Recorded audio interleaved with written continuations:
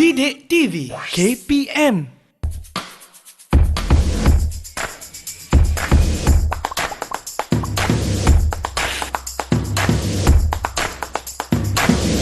Assalamualaikum, apa khabar untuk anda yang sedang menonton Didik TV KPM bersama dengan saya Din, dan sekarang ini anda sedang menonton program pentaksiran psikometrik. Mungkin ada yang pertama kali baru saja mendengarkan pentaksiran psikometrik. Apa tu? Termasuk jugalah saya.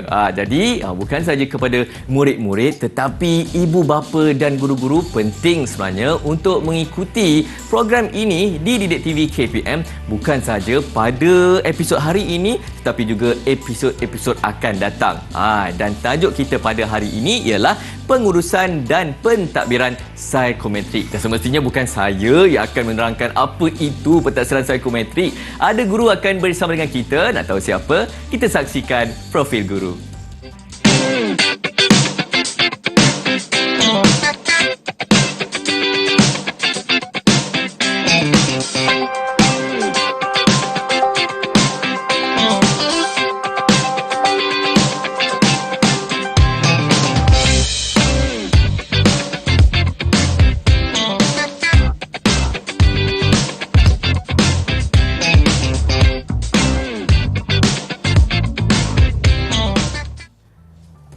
Baiklah, tak perlu diperkenalkan lagi. Di sebelah saya Cikgu Nur Azita. Assalamualaikum Cikgu. Waalaikumsalam Din. Sihat? Alhamdulillah. Din okey ni? Okey.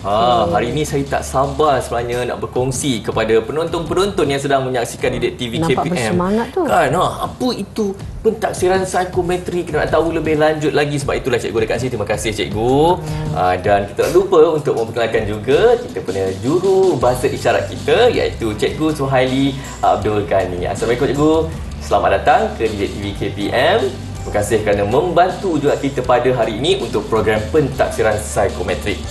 Jadi Cikgu Nur Azita, saya dari tadi ni, dari awal tadi berlega-lega dekat kepala saya kan. Sebenarnya bagaimana psikometrik ini ditadbir di sekolah? Itu saya nak tahu sebenarnya. Okey, Din. Baiklah, terima kasih Din. Soalan tu bagus juga tu, sebab ramai je yang tak tahu kan. Yang tahu nanti mungkin warga sekolah ataupun dalam kalangan guru-guru bimbingan dan kaunseling saja. Okey, baik. Sebenarnya pentaksiran psikometrik dia merupakan satu sistem pentaksiran pendidikan kebangsaan. Jadi bila kita sebut kebangsaan tu Din, sudah pastilah ianya melibatkan seluruh Malaysia. Jadi kalau kita lihat psikometrik ni sekarang ni lah dah memang ada di mana-mana lah. Maknanya di seluruh Malaysia memang ada psikometrik ini di setiap sekolah di bawah KPM atau Kementerian Pendidikan Malaysia. Baik. Jadi tadi cikgu dah beritahu sistem pentaksiran kan. Jadi bila kita sebut sistem, jadi macam mana sistem tu berfungsi cikgu? Dia ada carta organisasi ke atau bagaimana? Di mana-mana pun organisasi kalau kita pergi confirm lah ada carta organisasi tu. Jadi untuk itu di sekolah juga di bawah psikometrik ini dia ada carta organisasi dia sendiri. Jadi kalau di sekolah sudah pastilah pengerusinya terdiri daripada pengetua. Kalau di sekolah rendah dia guru besar lah. Okey. Kemudian mungkin di dalam naik pengerusi dia terdiri daripada penolong kanan. Jadi kalau sekarang ni dia panggil penolong kanan pentadbiran. Zaman saya dulu saya PK1, tahun PK2. 70-an. 70-an. 90-an lah. PK1 ada PK Koko. Tak banyak lari lah tu. Cumanya kita ni ada penolong, kita akan psikometrik ini dia diletakkan di bawah penolong kanan pentadbiran. Sekarang ini ada penolong kanan pentadbiran. Dan selepas tu kita juga ada setiausaha lah. Jadi di bawah setiausaha ni selalunya adalah dalam kalangan guru-guru bimbingan dan kaunseling sendiri ataupun dan terus kalau di sekolah rendah kita ada juga di antaranya bukan guru bimbingan kaunseling tapi kita panggil guru bimbingan lantikan dalaman. So di bawah sekali tu nanti adalah AJK pelaksana. Sudah pastilah pelaksanaan ini adalah di bawah kita panggil GPKSM kalau yang pendeknya. Guru bimbingan dan kaunseling sepenuh guru masa. Bimbingan Dan kalau yang sekolah rendah ada juga GB, itulah guru bimbingan GBLD, lantikan dalaman. Ada dia punya singkatan-singkatannya tu. Itu baru kita tahu sedikit bagaimana psikometri ditadbir di sekolah. Baik, selepas ini ada banyak lagi yang kita akan bincangkan berkenaan dengan pentaksiran psikometrik. Jadi terus bersama dengan kami di Didik TV KPM.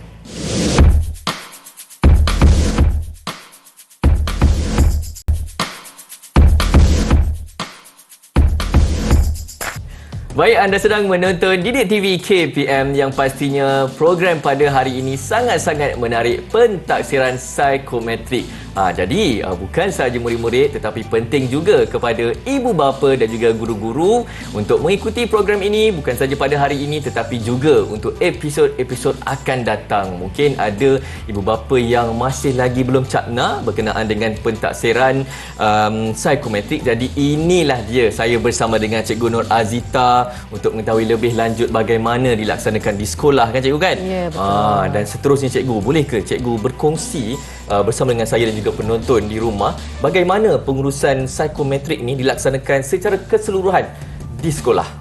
Okey, dia dah lama dah tinggalkan persekolahan? Dah lama Cikgu, dari 2007 tingkatan 6. Saya kalau tingkatan 5 tu 2005. Lama sangat lah rasanya Cikgu. belum lagi lah kot psikometrik ni. Jadi tak ada pun rasa ambil inventory psikometrik, tak ada kan? Okay. Tapi rasa SPM tu macam baru semalam lah Cikgu. Oh macam nak kena ambil lagi lah tu. 2-3 kali kalau saya tak nak ambil lagi. Okey, baik Din. Kita dalam untuk hari ni kita nak bercerita tentang pengurusan dan pentadbiran. Jadi kat mana-mana pun apa saja program kalau kita jalankan semuanya perlukan pengurusan ni. Jadinya sama juga di sekolah juga untuk menjalankan psikometrik ni dia ada carta alir di sini. Carta alir pelaksanaan dia. Jadi bila kita sebut carta alir ni dia macam panjang lah, dia alir kan. Jadi dia akan selalunya dia ada mula dan dia akan tamat lah. Jadi untuk yang pertama ini kalau di sekolah untuk pentadbiran yang mula sekali adalah mesyuarat ahli jawatankuasa pelaksana psikometrik. Maknanya di sekolah kita dah tubuhkanlah satu NJKA ataupun ahli jawatankuasa psikometrik ni. Jadi untuk memulakannya kita akan panggillah ahli-ahli mesyuarat ini dan kita bincang nak menentukan tarikhnya dibuat bila, di mana, bagaimana, dengan siapakah kelas-kelas yang terlibat, kerana dia mengikut jenis-jenis psikometrik ini berbeza-beza.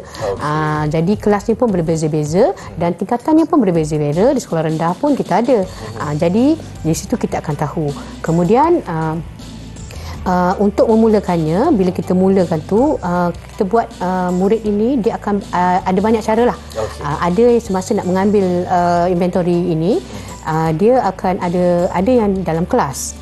Jadi kelas ada yang buat landewan macam itulah. Tetapi yang paling penting benda ini mestilah dalam keadaan yang kondusif. Sebab benda ini adalah bercerita tentang personality, tentang diri, tentang minat. Jadi keadaan tak bolehlah macam kalau kita nak buat tu okey ambil ni duduk bawah pokok buat saja kan. Kan lepas tu patutnya dia dah minat benda lain, dia cerita benda lain pula.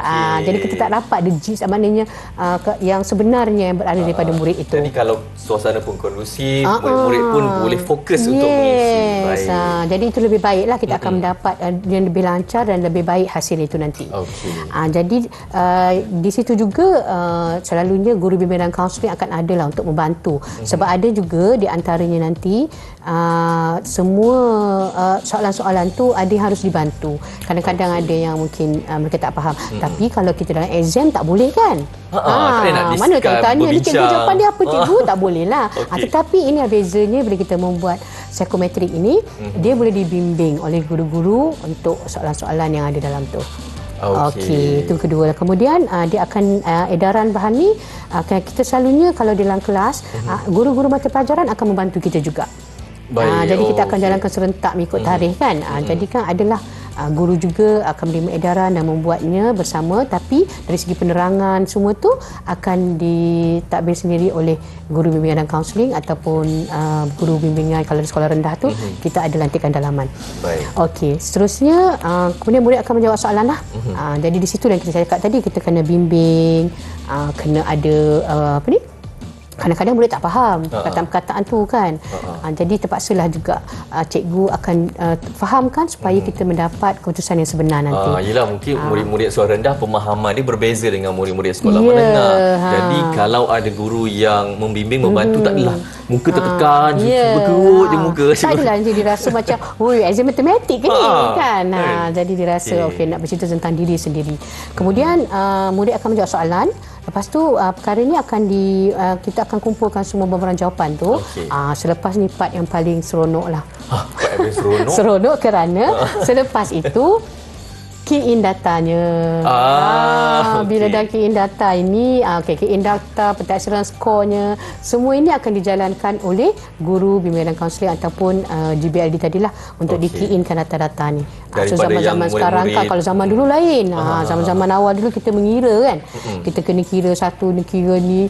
Itu cerita lain lah, tapi mungkin dah zaman dah canggih sekarang ni, kita dah pandai guna perkataan key in data kan. Key in data. Kan, sebab tu kadang tengok cikgu kerja sampai malam tu. Sebab key in data. Sebab boleh ada di mana-mana, sebab semuanya di hujung jari. Betul lah. Betul kan. Okey. Kemudian dah lepas dah key in data, dah dapat hasil semua ni, kat mana nak letak? Di sinilah simpannya, kita simpan di dalam file. Maksudnya adalah filingnya ataupun sistem file yang kita nak susun. Kita mengikut tingkatan. Jadi setiap murid, katalah sekolah tu ada 3,000 murid. 3,000 kena key in, 3,000 kita nampak kan kerja-kerja buat guru kaunseling ni. Di 3,000 tu pula jugalah yang kita harus sebenarnya setiap murid itu kena ada dia punya hasil daripada keputusan tu tadilah. Kemudian kita ada file pun ada susunan, kita akan buat, masukkan dalam file mengikut katalah tingkatan murid itu di mana. Semuanya akan ada nanti filing kita, simpanannya. Selepas itu kemudian bila kita dah dapat keputusan tu, kita akan lihat bahawa ada di antaranya intervensi akan dijalankan selepas tu. Okey, intervensi. Apa pula intervensi kan, tu? Macam bombastik sangat ayat tu kan. Baik. Intervensi ni sebenarnya apa yang kita lakukan untuk membaiki ataupun kita intervensi untuk membantu anak-anak ini daripada hasil yang kita dapat tadi. Okey, hasil daripada dia menjawab. Ya, menjawab tadi. Okey, contohnya lah, lebih kita tengok tu, rupanya ramai pula yang tak minat sains. Kita tengok daripada keputusan tu kan, murid-murid di katalah tahun 2022, ramai pula tak minat sains kan. Tak minat sains. Susah hati juga tu. Terasa kan? Saya. Macam tahun saya pula. Okey.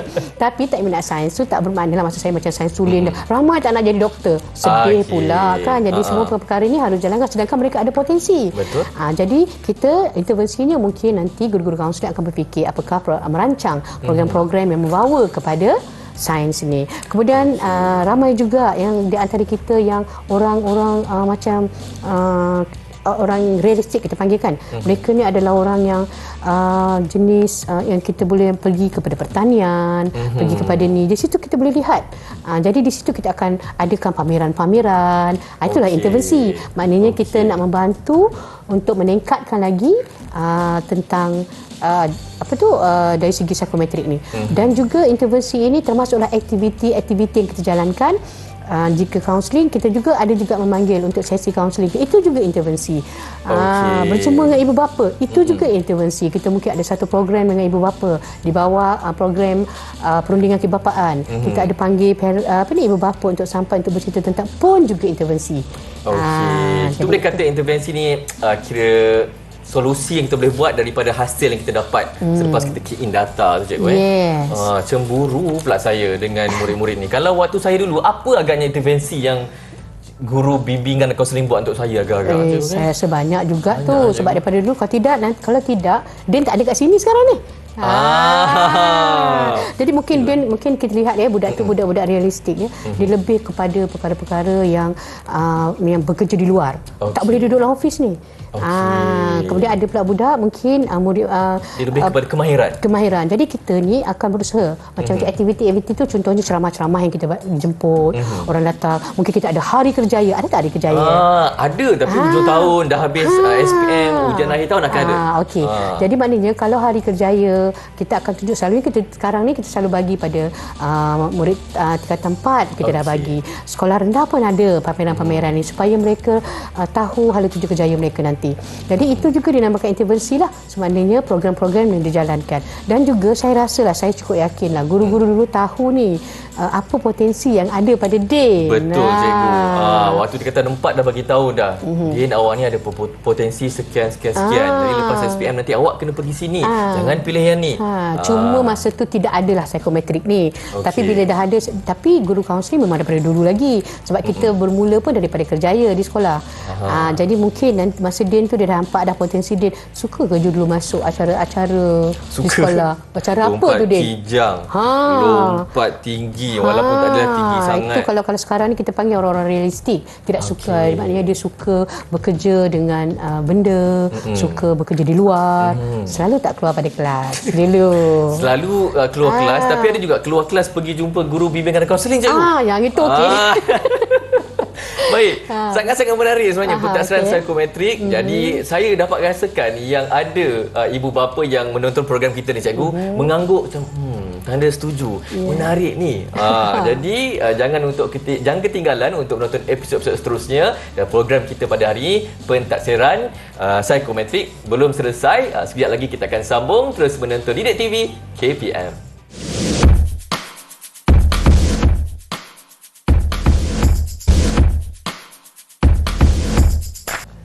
Selamat menonton program pentadbiran psikometrik di Didik TV KPM bersama dengan saya Din. Terima kasih kepada ibu bapa, guru-guru dan juga murid-murid sedang menonton kerana program ini amat-amat penting terutamanya kepada ibu bapa, guru-guru dan juga murid-murid untuk mengetahui lebih lanjut berkenaan dengan pentadbiran psikometrik. Saya pun dapat juga ilmu kerana ialah lama-lama nanti anak saya pun akan masuk juga sekolah rendah, sekolah menengah. Jadi masih kekal bersama dengan Cikgu Nur Azita dan Cikgu nak tahu jugalah bagaimana pula pengurusan yang seterusnya untuk pengurusan dan pentadbiran psikometrik ni. Sebab bila kita dah buat tu mesti macam ada laporan kan yang kita perlu sediakan. Silakan Cikgu. Okey, jadi di bawah laporan pelaksanaan ni dia ada juga penjadualan. Selalunya semasa penjadualan ni Din, jadual tu selalunya akan kita terima daripada KPM lah. Jadi daripada awal tahun, kata dulu sebelum kita pandemik ni, kita dah ada susunan jadual untuk kita buat. Maknanya awal tu KPM dah bagi tahu dah bila nak buat, tarikh, waktu yang harus dihabiskan, bila kita nak key in dan bila yang kita nak berakhir dengan laporan lah. Jadi mungkin hari ni saya nak share sikit lah, ataupun saya nak kongsi sedikit dari segi laporan pelaksanaan dia. Setelah tadi kita cerita pasal intervensi, kalau guru-guru telah buat intervensi di sekolah ya. Jadi selepas itu intervensi yang kita jalankan tu haruslah ada pelaporan apa yang kita nak buat. Jadi dalam laporan tu nanti kita akan berbincang sikit nanti. Pertama bentuk laporan tu lah. Kita harus selalunya standard lah. Maksudnya benda ni selaras di seluruh Malaysia. Untuk kita jawab dari segi program-program yang kita jalankan. Jadi untuk katalah selepas saja program kita akan keluarkan satu laporan. Jadi dalam laporan tu akan keluarlah, kita kena letak pastilah tarikhnya bila kita buat. Ni sekarang kalau takkan cerita je kan, tarikh tak buat tu, tarikh lain tak buat. Tak boleh lah juga. Jadi bagusnya yang ini memang kalau guru bimbingan kaunseling ni akan tulis tarikh kita laksanakan, kemudian pukul berapa masa. Ada kadang-kadang kita ambil masa PDP iaitu masa sekolah, ada tu selepas sekolah, dan yang bagusnya kadang-kadang hari Sabtu pun kita ada buat program kan. Boleh juga laporkan juga. Okey. Kemudian itu semua semangat lah tu, semangat untuk menjadikan anak-anak bangsa kita ini berakhir dengan kerjaya-kerjaya yang mereka suka. Kemudian kita kita akan letaklah di situ dalam pelaporan tu tempat tu kat mana. Sama ada kena tulis tu dalam pelaporan tu. Sama ada di kelas, sama ada dibuat dalam dewan ya. Kadang-kadang ada bilik-bilik kecil yang diberikan lah. Kemudian ada objektif di situ. Mana-mana laporan selalunya kita ada buat objektif. Apa objektif program kita hari itu. Dan seterusnya kita kadang-kadang kita buat itu ada juga kita kata bila kita nak buat psikometrik ni pelaporan keseluruhan pun kita letak juga macam apa yang kita nak buat contoh, tapi selalunya laporan tu mungkin kita boleh buat dalam sekali sahaja satu laporan, maknanya kita akan buat inventory minat kerjaya, yang tu kita panggil IMK lah, pendek-pendek dia IMK. Kemudian mungkin kita juga ada buat inventory kecerdasan pelbagai, kadang-kadang kita panggil IKP, macam tu di sekolah rendah kita ada aptitude kan, ada ujian-ujian macam tu lah, ada aptitude test tahun 6. Tu tajuk-tajuk dia lah. Kemudian inventory trait personality. Jadi semua ni kita akan letak dia sebagai nama-nama program yang kita jalankan dalam pelaporan tu nanti. Kemudian di dalam pelaporan tu juga kita akan letakkan sasaran. Sasaran tu maknanya kita kena tulislah juga berapa murid yang terlibat, yang ambil tu tingkatan berapa masa kita ambil, itu semua kita letakkan dalam satu bentuk jadual, macam dalam bentuk jadual lah. Jadi memang sangat-sangat spesifik. Ya, very specific. Boleh nak suka hati sempurna. Yelah, kadang-kadang budak tu tak datang, kita kata dia ada pula, tak adalah. Jadi bukan apa, bila kita tahu budak tu tak pernah ambil, kita ada tindakan susulan untuk kita bantu dia selepas itu. Sebab psikometrik ni sebaiknya semua seorang murid itu, harapan kita adalah seorang murid itu sudah menjalani semua perjalanan psikometrik itu. Okey, tak ada yang tertinggal. Tak ada yang tertinggal. Tapi kalau dah tak datang sekolah memang tertinggal lah. Asyik tak datang tak boleh juga. Macam mana? Tapi walau macam mana pun dalam bilik kaunseling ni kita memang perkhidmatan kita terbuka. Pintu kita sentiasa terbuka untuk anak-anak. Jadi bila mereka tak datang di masa buat tu, mereka boleh datang saja ke sekolah dan ke bilik kaunseling dan mengambilnya di bilik kaunseling pun boleh. Ini yang pentingnya juga, program ini perlu ditonton oleh ibu bapa supaya tahu sebenarnya berkenaan dengan pentaksaan psikometrik ni. Kalau murid-murid, anak-anak tak datang, pintu bilik kaunseling sentiasa terbuka untuk guru, untuk ibu bapa, untuk anak-anak yang kita amat galakkan lah, kerana mereka yang berada di sekolah dekat dengan kita kan. Okey, kemudian dalam tu juga kita ada tulis dalam pelaporan juga kita perlu letakkan kekuatan ataupun impak daripada program kita ada. Ni buat program, lepas tu tak ada impak pula kan. Tak tahu apa impak dia kan. Jadi dia macam satu kerugian lah. Jadi terlalunya kadang-kadang ada program yang menggunakan dana. Jadi sekurang-kurangnya apabila kita buat tu, kita kena pastikan bahawa program-program itu ada impaknya. Jadi dalam impak itulah yang kita tulis dalam pelaporan itu, supaya nanti apabila kita di akhir tahun kita dapat lihat di mana yang kita patut tambah lagi untuk tahun hadapan. Macam itulah untuk perancangan-perancangan. Dan juga bukan saja setakat dia punya apa orang kata dari segi dia punya penambahbaikan pun kita boleh letak di situ. Maknanya alamak hari ni macam kita katakan ada murid yang tak datang. Jadi bagaimana kita penambahkan? Kita kata mungkin kita buka lagi untuk budak tu datang lagi untuk mengambil psikometrik ini. Bukan saja waktu dan tempat yang ditetapkan, tetapi kita buka lagi untuk mereka. Macam tu. Kemudian seperti biasalah, yang pentingnya kadang-kadang bila nak buat program ni Din, perkara pertama sekali adalah kadang-kadang kita cerita pasal kos lah kan. Betul cikgu. Part kos ni nak kena kita bincang lah. Kadang intervensi, tapi kebanyakannya guru-guru kaunseling ini dia banyak lebih kepada kemahiran yang mereka ada, dan juga kadang-kadang kita ada kita panggil apa ya, hubungan sinergi dengan rakan sinergi. Rakan sinergi. Rakan sinergi ni dia bagusnya kadang-kadang kalau dia kita ada satu hubungan dengan college, dengan college akan datang. Jadi ini juga sebenarnya program-program yang orang luar, masyarakat luar yang boleh membantu sekolah, terutamanya anak-anak. Saling bekerjasama lah kan cikgu. Kalau kita berita pasal kerjaya-kerjaya kan, mungkin kita jemput juga alumni sekolah yang dah berjaya, ada kerjaya pada cuma satu lah untuk bilik kaunseling, pada kami semuanya berjaya. Maknanya walaupun mereka rasa mereka tak ada kerjaya, belum lagi sampai. Jadi banyak perkara yang boleh mereka lakukan, dan pada pastinya pada kami semua anak-anak di sekolah adalah anak-anak yang berjaya dan berpotensi. Setuju cikgu. Berjaya ni subjektif, terpulang juga kepada diri kita sendiri kan. Ya, betul. Baik cikgu, boleh tak cikgu berikan rumusan berkenaan dengan pengurusan dan pentadbiran psikometrik program kita pada hari ini secara keseluruhan cikgu? Okey, baik Din. Dari segi pengurusan dan pentadbiran ni, mengapa kita rasa dia begitu penting sekali ya? Kerana dia melibatkan seluruh murid di dalam sekolah. Jadi kena ada sistem yang betul, cara yang betul. Kemudian ada macam satu sistem yang dapat kita ini membuatnya secara apa kata orang panggil selaras ya di seluruh Malaysia supaya nanti kita dapat mengumpulkan hasilnya, dan juga di akhir sekali KPM juga, Kementerian Pendidikan juga dapat membuat sesuatu perancangan untuk bila dah tengok kan mungkin dekat Kelantan lain, mungkin dekat Selangor lain, Sabah dan Sarawak bentuknya lain. Saya negeri Sarawak, mungkin kan, lain lah. Sarawak ke? Saya Sarawak. Oh ya ke? Saya ingat lagi nama sekolah saya. Silakan. SK Pujuk Corner, SMK Baru Miri. Ulang sekali lagi. SK Pujuk Corner Miri, SMK Baru Miri. Lepas tu tingkatan 6 Sekolah Menengah Lelaki Bukit Bintang. Terima kasih guru-guru bimbingan kaunseling kerana membantu saya. Okey. Jadi bila kita urusnya, jadi kelancaran itu sebab perkara ini kita bercakap tentang kebangsaan.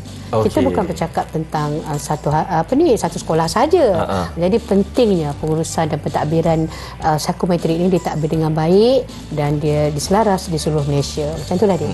Satu program yang saya rasa mampu untuk mengetahui potensi maksimum seseorang murid-murid kan cikgu. Terima kasih Cikgu Nur Azita kerana membantu kita pada hari ini, kepada guru-guru, ibu bapa, murid-murid berkenaan dengan pentaksiran psikometrik, dan tajuk kita pada hari ini pengurusan dan pentadbiran psikometrik yang pada pandangan saya secara peribadi sangat-sangat menarik, sangat-sangat membantu untuk menyelahkan potensi anak-anak kita. Maklum dah jadi bapa kan. Apapun, terima kasih lagi sekali Cikgu Razita. Saya rasa banyak sangat ilmu yang saya dapat pada hari ini. Terima kasih juga kepada penonton yang berada di rumah, dan teruskan untuk menonton program ini untuk episod-episod seterusnya. Assalamualaikum, terima kasih, dan teruskan menonton Didik TV KPM.